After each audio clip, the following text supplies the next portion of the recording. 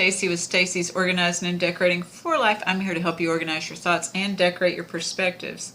So you might ask, what does that mean, Stacy? That means we go into the closets of your mind. We pull out those things that are outdated, those things that don't fit anymore, so that you can see all the beautiful things that you still have in your closet and be reminded of those things. But we also allow for more expansion, that we can see more, and if we can see more, we can think more. We also dig out from underneath the bed.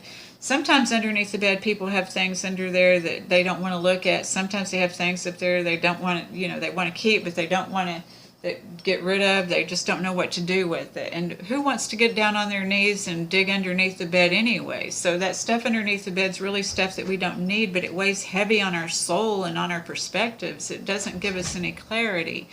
So even if it's just cobwebs underneath there, it's blocking our vision. It's something we just don't want to see. So we look at those things we don't want to see so that we can discover the things we do want to see. So if you or anyone you know needs help in that area, you can find me at stacyforlife.com. That's my website, and on my website there's a list of services that I provide as a life coach. It deals with addiction, codependency, and grief, and most of us in our life have been affected with at least one of those things. A lot of us 2 of those things, and some of us all 3 of those things and more. But I also write a blog each and every month. I committed to do that, and the blog will be up on October 1st, which is going to be Thursday. So I'm real proud to say that I've already done the draft of the blog. I just need to add a few details to it, and then it's going to be up Thursday morning. So that makes me feel accomplished, which brings us to our topic today. Because our topic today is, how do we keep our self-worth? Self-worth, self-esteem, and self-respect, all 3 kind of work hand in hand. So I'm going to give you the definition because I like to be clear about what I'm talking about, and that's part of how do we keep our self-worth and self-esteem and self-respect is to be clear. So when we look at the definition of self-esteem, it says it's confidence in one's own worth and abilities. It's self-respect. When we look at self-worth, it says a sense of one's own value or worth. It's self-esteem and self-respect. So they're all 3 kind of intertwined and hand in hand. So what I heard there in the self-esteem is confidence. And how do we gain confidence? We gain confidence about stepping through our fears and being able to continue to go forward on whatever level. So this friend, like I said, who has done this, she's accomplished many things. So I'm not sure if that's what we're talking about, but stepping through those fears and continuing to grow. What happens is if we're looking at relationships in this concept, oftentimes when we continue to grow, sometimes some of our friends or our family may feel like we're leaving them behind. And so they may feel uncomfortable with it. We may feel uncomfortable with it. The first step into keeping our self-worth and self-esteem is to not play small. Not play small for anybody else, whether it's friends or family. At the same time, it's to have compassion for them because they're just maybe feeling uncomfortable with that kind of growth because maybe they don't want that, and so they, for whatever reason, they may feel guilt. We don't know what they feel unless they tell us, and they probably don't even know why they feel uncomfortable with it. So it's to send them love and light and everything that's right, even though we're still going to stay on our mission of what we want to do. The thing is that they may have, been our support to get us where we are now, and maybe they just don't want to go any further, and that's okay. But we still got to continue to go. That's owning our self-worth, So we do love them. If it's about a job, and I had this happen myself in a job where I did my organizing and decorating on the side for a good many years, and so I got to this last job that I had before I went exclusively with my organizing and decorating business. And what prompted me to do that was, I just wasn't feeling valued. The men had gotten a raise, and they got more of a raise than I got. So I asked for a little bit more of a raise because I wasn't feeling valued. And they declined it. But I didn't get mad, and I didn't get huffy, and I didn't go get a jury and a team or anything else or let that define me. Because to me what that said was, okay, well, he has a right not to value me that much, but I know my value. So I just went and said, you know what, I just am going to do, if I'm going to have two jobs, I just want one job. And so I chose to go with my soul. The thing was it was a catalyst. See, we can define things. People get upset and sometimes make changes. And if that's what it takes, that's what it takes. But to be authentic in our soul goals, it's like, well, this isn't resonating with me. This isn't working for me anymore. But I'm grateful for the opportunity that I had to do this to get me to where I am, because it served me for that time, just like those things in our closet. You know, they served us at one time, but maybe they don't serve us anymore. So it's to say, you know, okay, well, I'm going to do this. So then I got to do my soul purpose, really what I was destined to do anyway. So it was a catalyst. A lot of times people get mad and want to call people narcissist, asshole, blah, blah, blah, blah, blah. That stuff doesn't excel you to another level. All that stuff does is drain you and bring you down to the, you know, another, it takes you down a notch. It doesn't take you up a notch. And what we really want to do to keep our self-worth and self-value, self-respect, self-esteem, is to keep going up a notch. We don't want to go down backwards. It's okay. Sometimes, you know, I made a quote here, I posted a quote here a while ago that said, you know, sometimes we go forward, sometimes we go backwards, cha-cha-cha.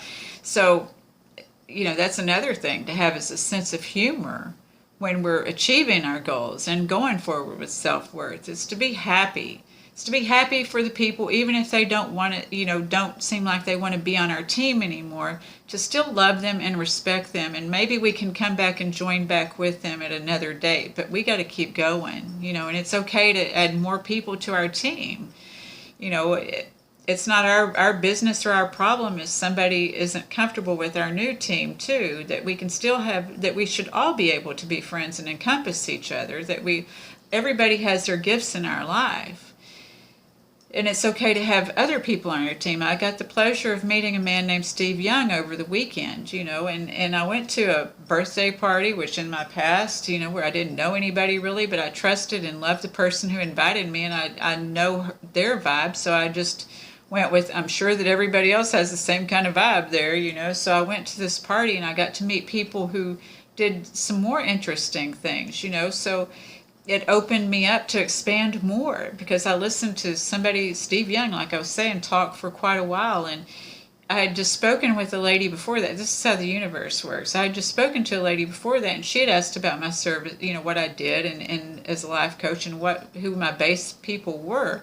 But, you know, these days my base has expanded so much, because now I'm dealing with young people too, who have, you know, played video games, but now they're growing into young adults and they need to step out in the world. But how do you step out in the world during 2020, right? So I'm helping these people learn how to communicate better and to see things, you know, in a different way, in a different light, even though they can't get out there and learn these things on their own right now. So it's really cool that I get this opportunity to do this. But this man, he's got a company called Immortal, Ammortal. And what they do is they create the video games that help people to be able to expand in awareness that way, to help people develop these life skills, you know, through the video games. So I'm just going to give him a shout out, because I always like to encourage and lift up others as well.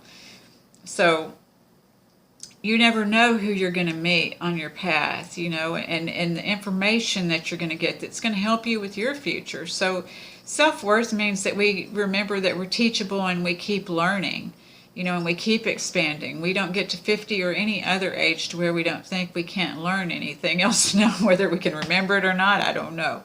So I'm not, you know, but that's humor for you, because I said we got to have humor, right? So far I've said we can't play small. We've got to continue to keep going and growing. But we also have to have compassion and empathy for those who helped us get to where we are so far, and to send them love and light if they don't want to continue on the journey with us. But to remember that we can go forward, that spite don't make right. So used to in my youth, when I used to get mad if somebody didn't give me the raise that I wanted or what I wanted, then I would be like, oh, well, just watch me then.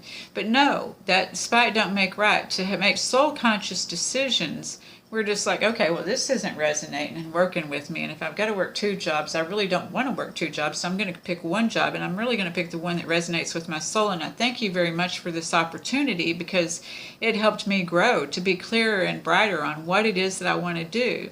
Because I had always, I even decorated the offices that I quit.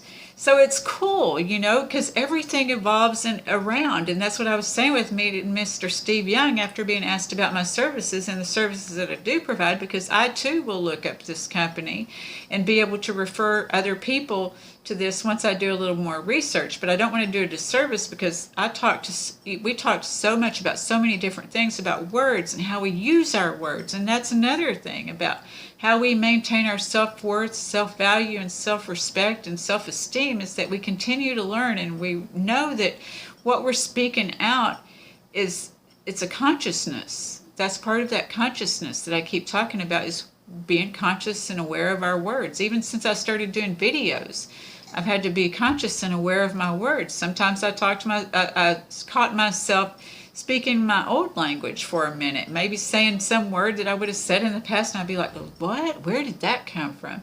But it brought it to my consciousness that was still there, so I could look at that. Because we're always going to be able to have things to look at to expand in our thoughts and our perspectives. So in doing this, I don't know, and about relationships, let me do one more thing. We're going to talk about relationships just a little bit more, because I have men and women talk to me about relationships. It's really funny on social media. A lot of these young men will be trying to hit me up, and it's like, no, I'm a life coach. So then we start talking about relationships, and that's really cool. And I talk to women about relationships. And what I tell people or suggest to people is that they would make a list of the qualities that they do want, because this is part of keeping your self-worth, your self-esteem, and your self-respect, is staying on your track. So when you make a list of the qualities that you do want, see, that's the thing, is most people spend a lot of energy on what they don't want. And so they'll say this always happens. Well, that's because you're spending a lot of energy on what you don't want. This is why I love the law of polarities. This is why I love polarities, because once we know what we don't want, then we know what we do want. So it's to be able to find that balance therein and put that on our list, is what is it that we want?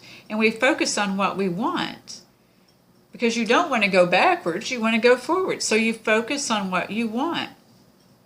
So I encourage people to make a list of the qualities that they want the person to get, and then to practice.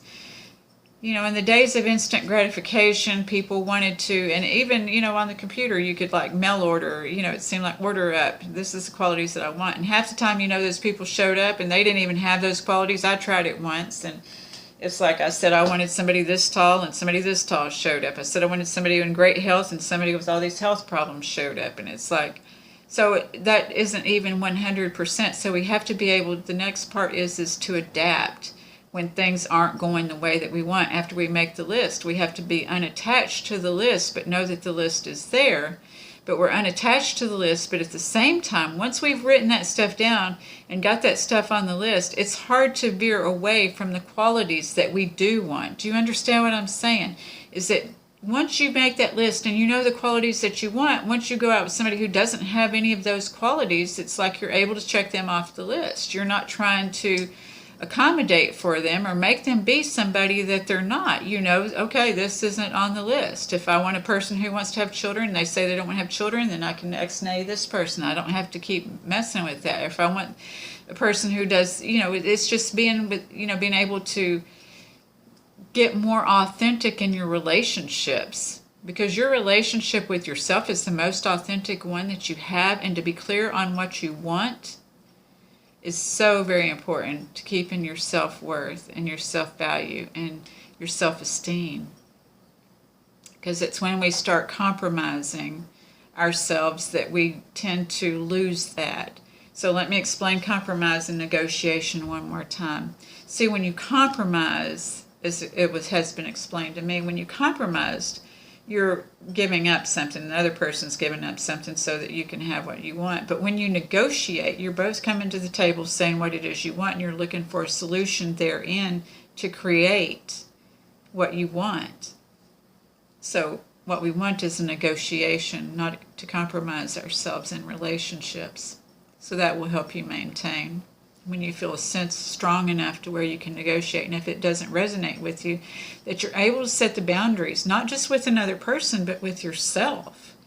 That you're not, that you're taking care of yourself enough in all those other areas that you know that this is what I want. This isn't going to work for me. If you're dealing with a job, a relationship, or a hobby, if the hobby's just, costing you too much or what have you, and it's just not working, it's, defeating your health, or it's defeating your spirit, any of those things, defeating your health, defeating your spirit, defeating your wallet, defeating all these things, then it's not going to bring you self-worth.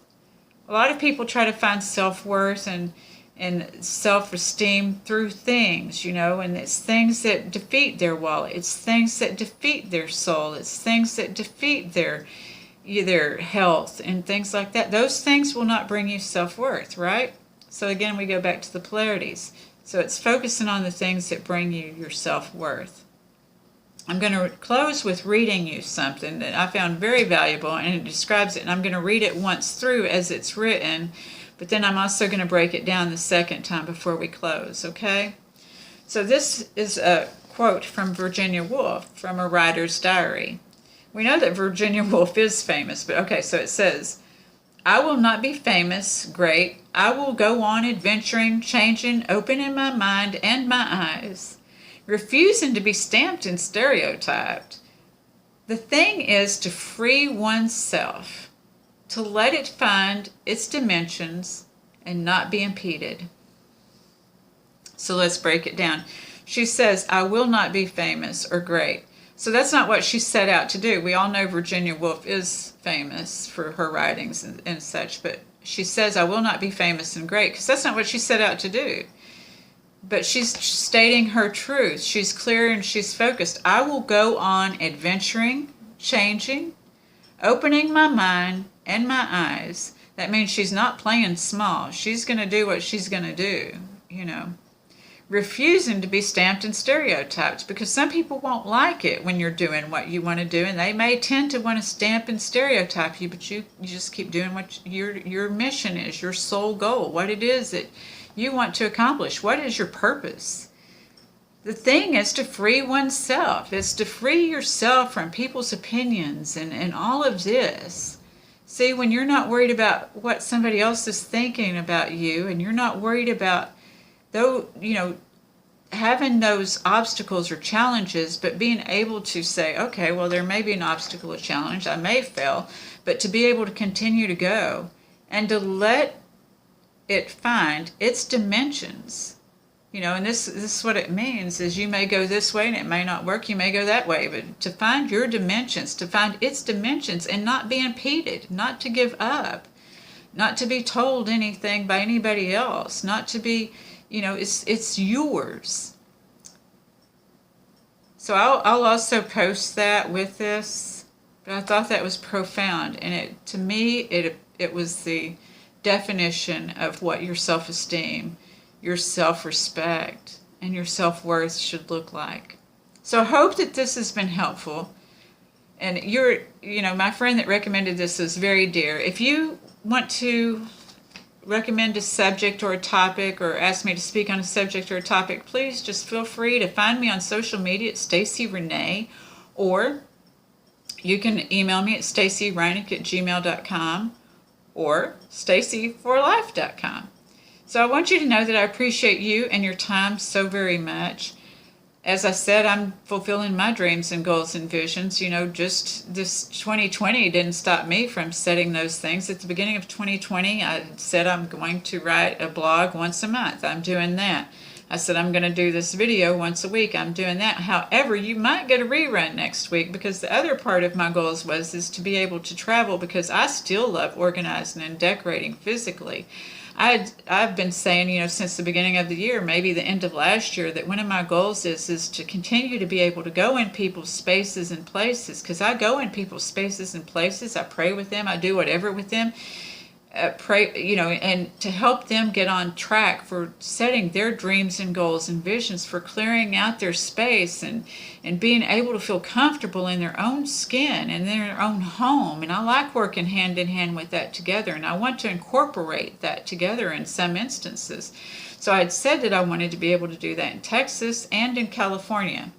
So I'm going to Texas, and as I'm doing this, I'm thinking, yes, you are still on track on your goals, the thing that you want to do, your desires, your dreams, your goals, your passions. And so I'm getting to do that. I'm going to get to work 3 jobs in Texas. I'm doing 2 organizing and decorating jobs, as well as doing my coaching job on top of that. So that is rocking. And like I said, I've already got my blog done. So I'm feeling really good. This, doing those things gives me my self-worth and makes me feel good because I'm doing what I said I was going to do, staying true to myself. So I also want to expand to California to do workations in California too, because there's still so much I want to see in California. So I'm really focusing on that. But, I'm open. So after I go to California, I'll probably set another goal, because like I talked about next week, it's not that I'm unhappy with the goals that I set, but once I achieve these things, my self-worth tells me, yeah, if you can do this, you can do this. So I continue to keep going, because as long as I'm above ground, I'm making the most of this life. Because really, all it is love is the bottom line, and adventure. Part of the self-worth is that we get to do these things. And when most people wish that they would have done more, like when what's happened this year, like I said before, is that, once we can come out, I want to make sure that I make the most of my life. I do want to be mindful of the earth, the environment, the atmosphere, and everything else. So I don't want to waste anything. I don't want to waste time. I don't want to waste, and we'll do another video, I think, on wasting, later, maybe when I get back from Texas. So I want to thank you all so much for your time. I do certainly appreciate it. I hope that you all have a good finish to your week and an excellent weekend. And like I said, I don't know if I'll actually do a video next week or shoot y'all a rerun out here in a hay, but I will be thinking about you. You'll be in my thoughts and my perspectives. And I send you much love and peace, and I'll see you next week or the week after. Okay? All right. Thank you so much. I appreciate you. Bye.